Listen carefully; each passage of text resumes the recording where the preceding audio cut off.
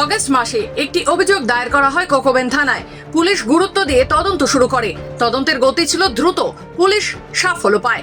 মোট 4 জনকে গ্রেফতার করে, যারা এই জাল লাইসেন্স চক্র চালায়।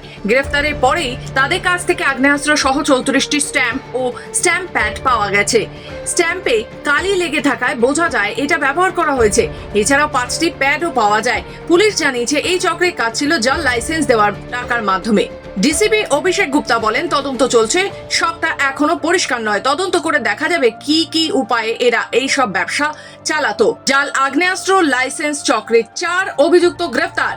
এ ব্যাপারে বিহারে গ্যাং যুক্ত থাকায় মনে করা হচ্ছে শুধু আসানসোল নয়, দুর্গাপুরেও ঘাঁটি করেছে তারা। ডিসিপি জানায়, বিহারের বক্সা জেলার ধর্মেন্দ্র উপাধ্যায় মূল অভিযুক্ত। ভিকি যাদব যে অবৈধ আগ্নেয়াস্ত্র বিক্রির সাথে যুক্ত। এছাড়াও 2 জন রয়েছে আসানসোল দক্ষিণ থানার রাকেশ বার্নওয়াল, কেলাস সোনার। এরা যোগাযোগকারী হিসেবে কাজ করত। ডিসিপি বলেন, বিহারের 16টি জেলা এবং বাংলার 8টি জেলায় জাল স্ট্যাম্প রয়েছে, যা জেলা শাসকদের ও পুলিশ কমিশনারের। পুলিশ কর্তা এই গ্রেফতারকে বড় সাফল্য বলে আখ্যা দিয়েও বলেন, বাকিদের গ্রেফতার করতে চলছে তদন্ত। গতকাল 19 অগস্টে আমরা কোকোবনে একটা ফলস ফেক গান লাইসেন্সের কেস শুরু করি।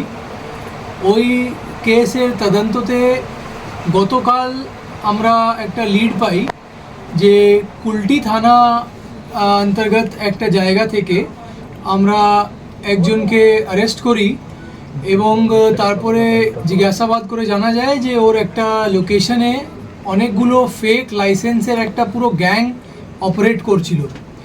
এই পুরো গ্যাংটাকে এখন অবধি আমরা 4 জনকে ধরতে পেরেছি কোকোবন থানার, এবং 4 জনের কাছ থেকে আমরা যে রিকভারি করেছি ওটা একটা আর্মস রিকভারি হয়েছে, যেটা একটা কান্ট্রি মেড সিঙ্গেল ব্যারেল আছে আর্মস একটা, আর 34টা আমরা ফেক স্ট্যাম্প রিকভারি করতে পেরেছি, যেটাতে বিভিন্ন জেলার ডিস্ট্রিক্ট ম্যাজিস্ট্রেট এবং কমিশনারের ফেক স্ট্যাম্প আছে ওটা, যেটা ফেক গান লাইসেন্সে স্ট্যাম্প লাগাবার জন্য ওটা ইউজ হতো।